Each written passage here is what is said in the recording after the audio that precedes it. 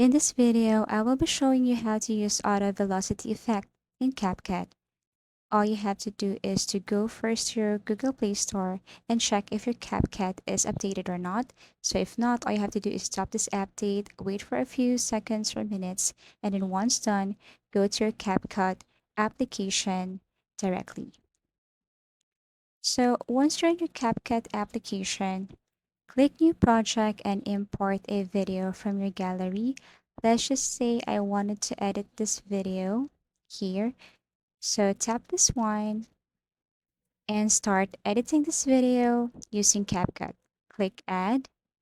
And then after that, all you have to do is to click this video and tap audio if you wanted to add some music to your video. So all you have to do is to tap this audio feature here and then click sounds and choose from any free music from CapCut. So let's just say I'm going to select this one. So all I have to do is to download and then click add or plus icon. Now, once you have your audio, let's go to editing your video. So how to add auto velocity effect?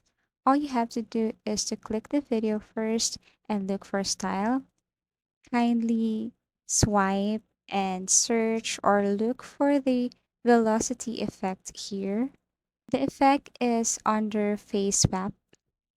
Okay, so once you see this effect or auto velocity effect, all you have to do is to click or tap.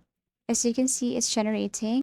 Now you can adjust this to 1 seconds, I mean the interval. So all you have to do is to drag up and down. Then once done, you can now check the result of your auto velocity effect. And this is what it looks like. As easy as that. If you find this video helpful and informative, give it a thumbs up. Subscribe for more video tips and video tutorials.